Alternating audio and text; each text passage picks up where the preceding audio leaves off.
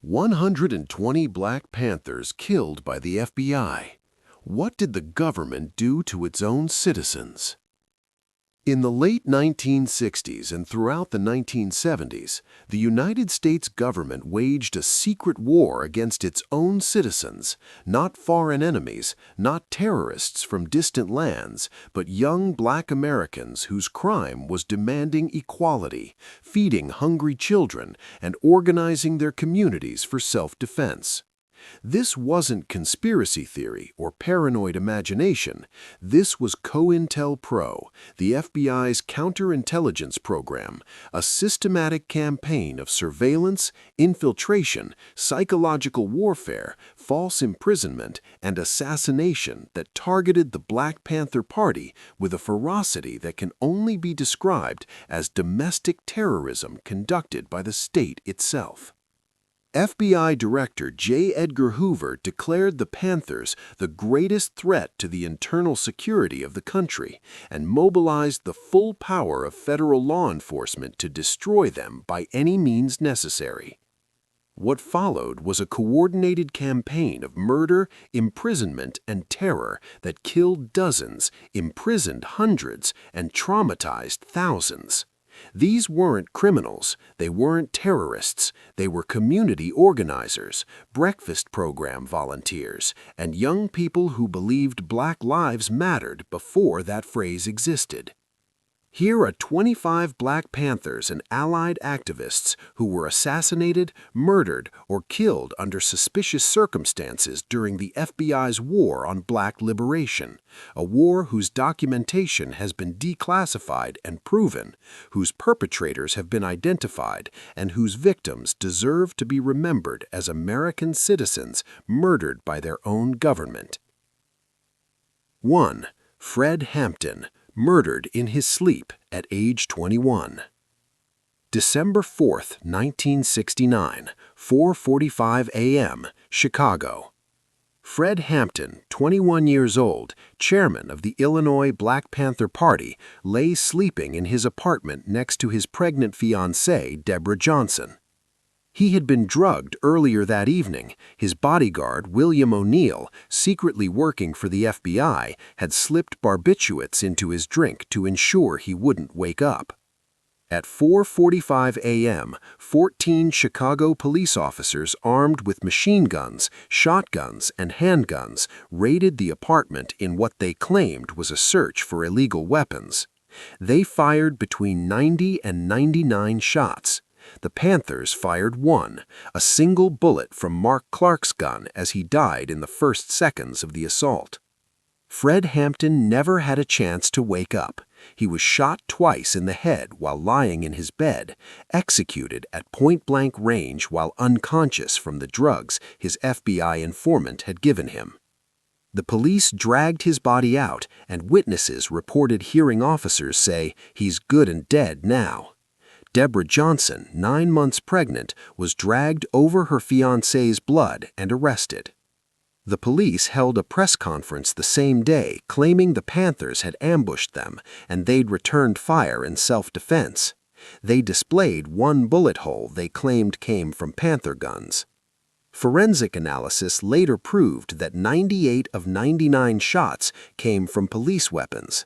The shootout was an assassination planned by the FBI and executed by Chicago police. Documents released years later revealed that FBI agent William O'Neill had provided detailed floor plans of the apartment, marked Hampton's bed with an X, and drugged him to ensure he wouldn't resist. The FBI paid O'Neill a bonus for his work. 13 years later, Cook County settled a civil lawsuit paying $1.85 million to survivors and families. No officer was ever charged with murder. No FBI agent faced prosecution. Fred Hampton was 21 years old. He had organized free breakfast programs feeding thousands of Chicago children. He had brokered peace between rival gangs. He had given speeches that moved crowds to tears and action.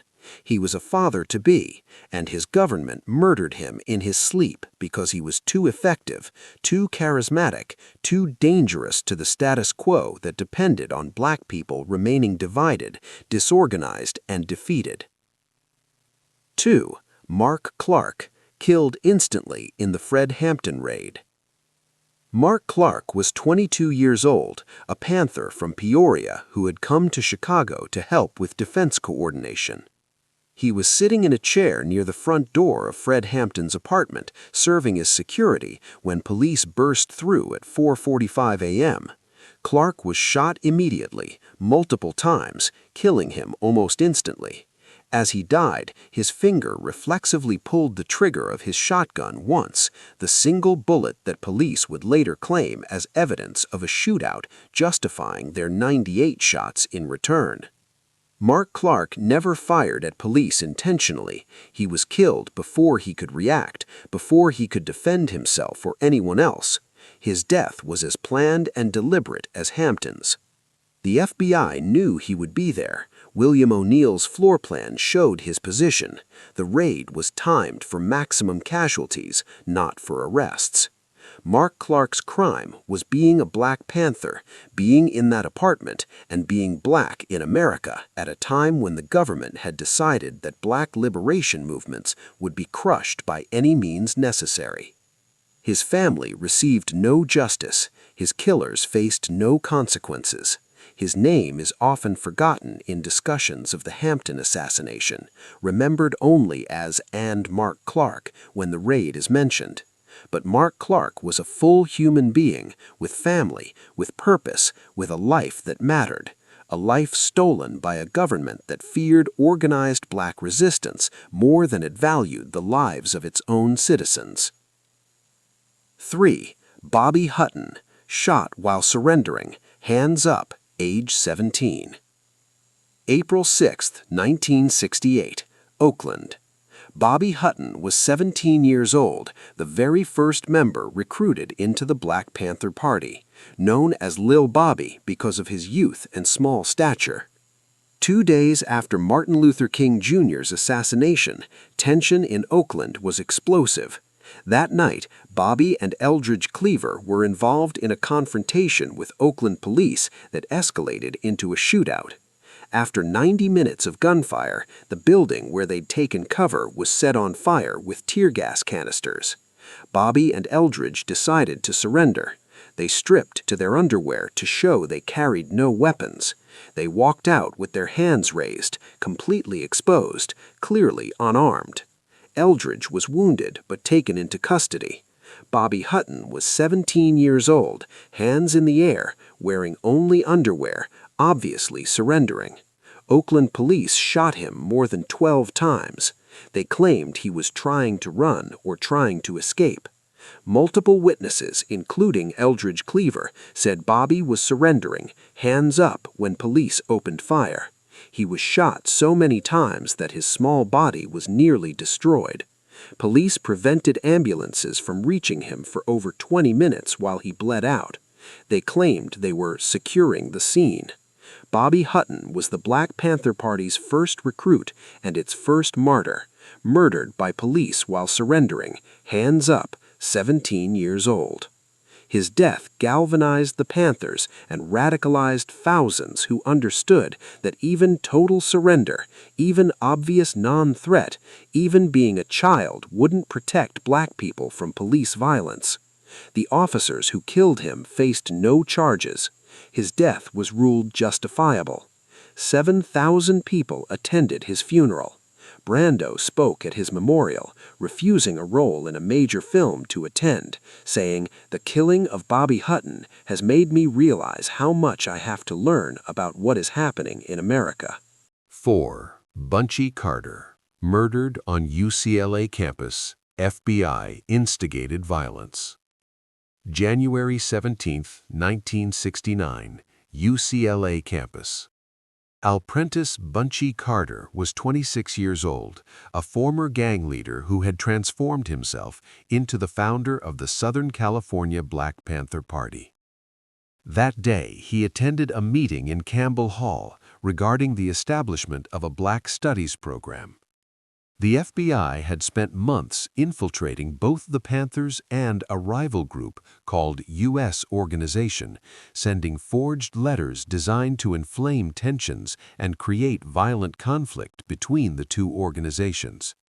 The Bureau's goal was to have the groups destroy each other, eliminating threats without direct FBI involvement. At that UCLA meeting, members of U.S. Organization, inflamed by FBI-forged communications they believed came from Panthers, confronted Bunchy and John Huggins. Gunfire erupted. Bunchy Carter was shot multiple times. He died on the UCLA campus, 26 years old, a father, a leader who had brought hundreds of young men out of gang life and into political consciousness. Documents released later through Freedom of Information Act requests proved that the FBI had orchestrated the conflict, sending anonymous letters and phone calls to both organizations designed specifically to provoke exactly the kind of violence that killed Bunchy. FBI agents wrote memos celebrating the success of the operation. 2 U.S. Organization members were convicted of the murders, but the FBI agents who manipulated them, who created the conditions for murder, who wrote memos boasting about successfully getting Panthers killed, faced no consequences whatsoever. Bunchy Carter's legacy includes the organization he built, the men he mentored, and the proof that the federal law enforcement agencies deliberately instigated violence to murder American citizens whose politics they opposed. 5. John Huggins, murdered alongside Bunchy Carter in Campbell Hall at UCLA on January 17, 1969. He was 23 years old, deputy chairman of the Southern California Panthers, married with a young child. John had been a student at Lincoln University before dedicating himself full-time to the party. Like Bunchy, John was shot multiple times in the FBI-orchestrated confrontation with U.S. Organization members. His wife, Erica Huggins, was also a Panther activist who would later be imprisoned and charged with murder in Connecticut, in another case where prosecution eventually admitted they had no evidence and dropped all charges. John Huggins was building the Southern California Party infrastructure, working on community programs and organizing students. He was 23 years old when FBI manipulation turned rival activists into assassins. The students and Panthers who witnessed his murder described chaos, confusion, and sudden violence that erupted seemingly from nowhere, exactly what FBI COINTELPRO memos said they were trying to create. John's murder, like Bunchy's, was officially committed by U.S. Organization members, but the FBI created the conditions, wrote the provocations, and celebrated the results. No federal agent faced consequences for deliberately orchestrating circumstances designed to result in exactly these murders. John Huggins left behind a widow, a child, and proof that the United States government was willing to turn American citizens into weapons against each other to eliminate political movements it found threatening. Tortured and murdered. FBI informant instigated. May 21, 1969, New Haven, Connecticut. Alex Rackley, 19 years old, was a Black Panther member from New York who had traveled to New Haven. That night, he was accused of being an FBI informant by other Panthers, an accusation that turned out to be tragically ironic because the person most vigorously insisting he was an informant, George Sams Jr., was himself working for law enforcement. Rackley was tortured, interrogated, and eventually driven to a marsh where he was shot and killed. 8 Panthers were arrested for his murder, including party leaders Bobby Seale and Erica Huggins, in what became a massive show trial designed to destroy Panther leadership nationally. Years later, evidence emerged that George Sams, the primary instigator of Rackley's torture and murder, had connections to law enforcement and had been deliberately creating paranoia within the organization, classic COINTELPRO tactics. Sams received a remarkably lenient sentence compared to others, fueling suspicions of his role. The trial of Bobby Seale and Erica Huggins collapsed when prosecutors admitted they had no credible evidence against them. All charges were dropped. John Huggins was 19 years old, possibly innocent of any informant activity, murdered because FBI infiltration created paranoia within the organization. The real tragedy is that while Panthers were made to fear each other, the actual informants like William O'Neill, George Sams, and others continued operating freely, destroying the movement from within, while the FBI paid them bonuses for their work. 7. Fred Bennett, shot by police during raid in New York.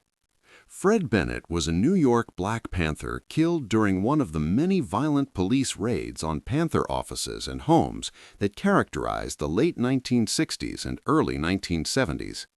These raids followed a pattern: pre-dawn timing, overwhelming force, claims of weapons or threats that justified the violence, and suspiciously high rates of Panther deaths compared to police casualties.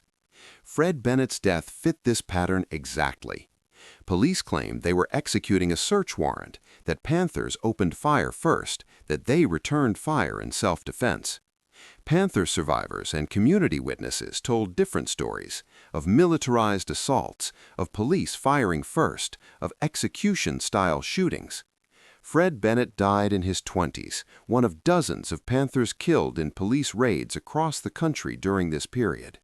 The specific details of his case are harder to find than Fred Hampton's because Bennett's death didn't receive national attention, didn't spark protests or investigations. He was another dead Panther, another justified police shooting, another file closed without accountability. But Fred Bennett was a human being, had family and friends, had reasons for joining a movement that fed children and provided health care and demanded that black lives be treated as valuable. His death was part of a national pattern of coordinated law enforcement violence against the Panthers, a pattern that was only revealed years later through COINTELPRO documents showing that the FBI was deliberately coordinating with local police to raid Panther offices, provided intelligence and weapons to local departments, and celebrated Panther deaths in internal memos. 8. Steve Bartholomew, killed in Los Angeles police raid. December 8, 1969, Los Angeles.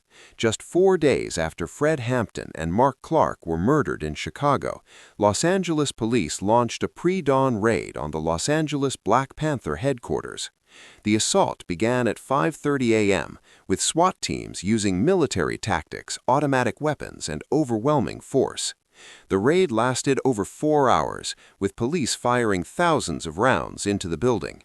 Miraculously, only 3 Panthers were wounded, none killed during the initial assault, a testament to the fortifications Panthers had built after previous attacks. But Steve Bartholomew was shot by police under disputed circumstances, either during the raid or shortly after. Like so many Panther deaths, the exact details are contested. Police claimed self-defense. Panthers and witnesses described execution.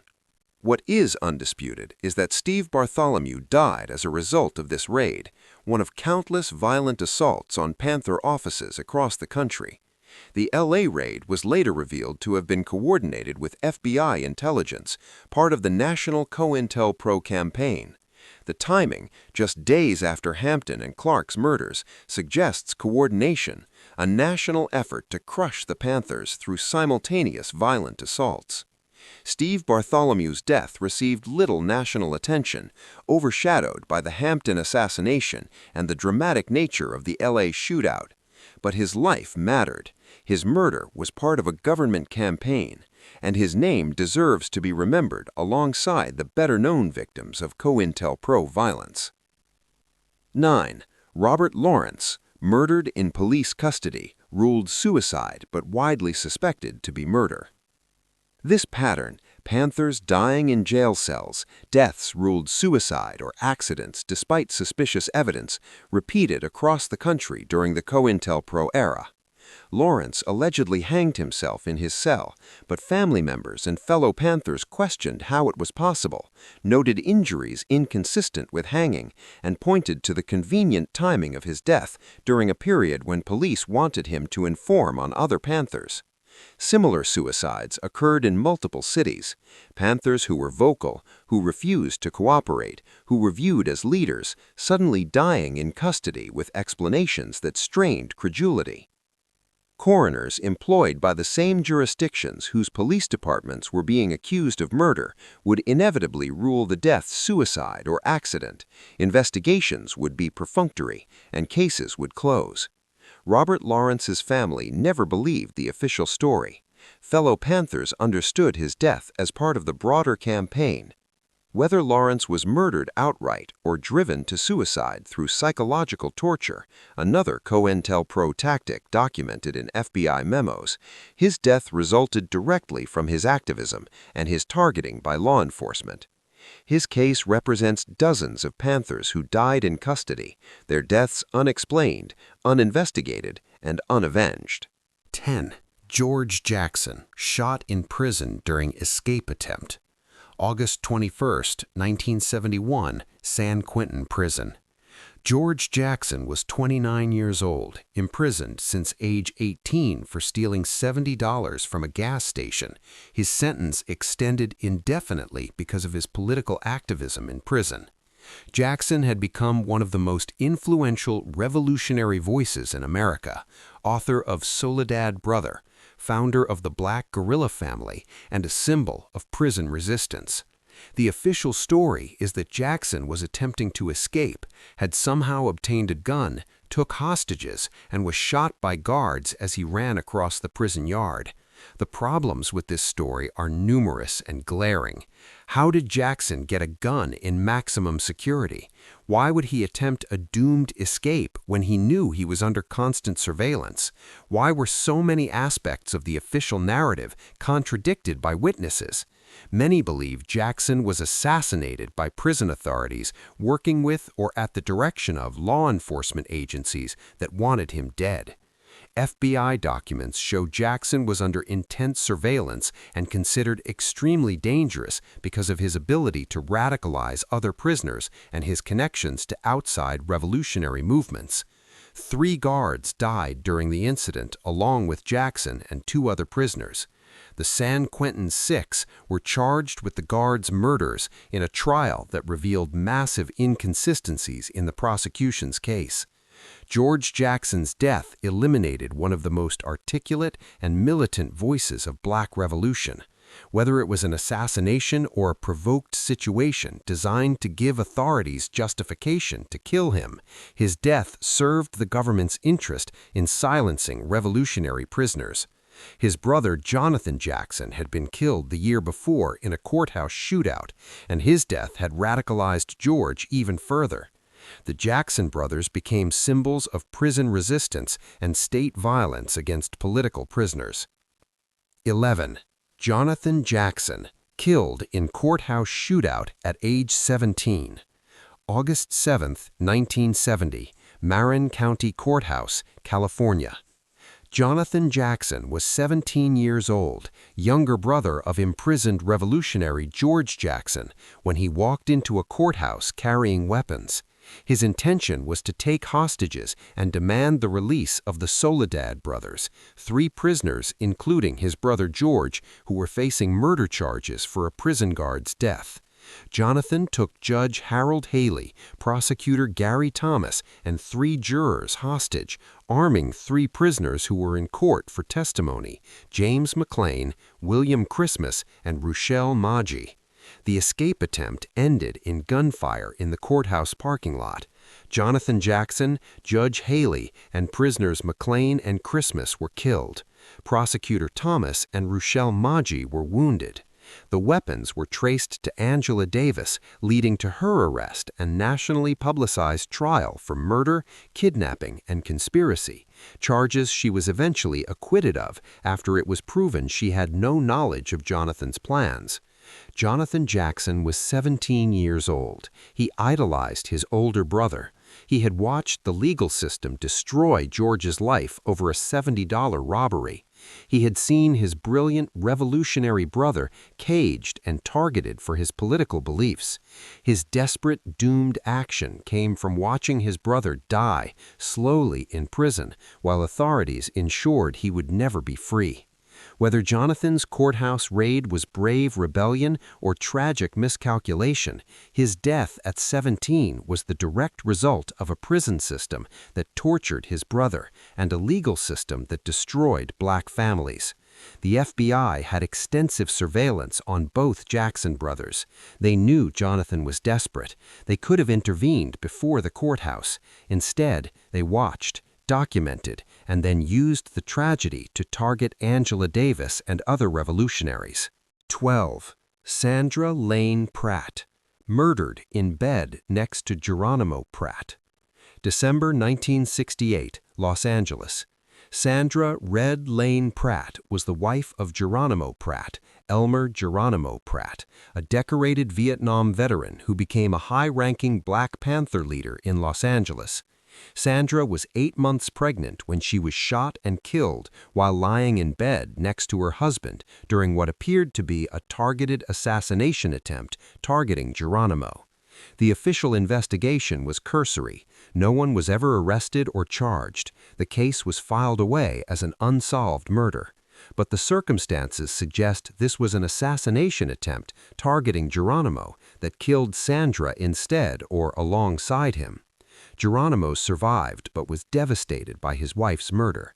He was later framed for a murder he didn't commit in Santa Monica, convicted despite an FBI record showing he was in Oakland at the time of the crime, evidence the prosecution concealed.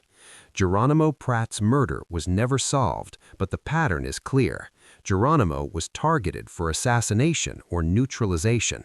Sandra died in the crossfire of a government war on black activism.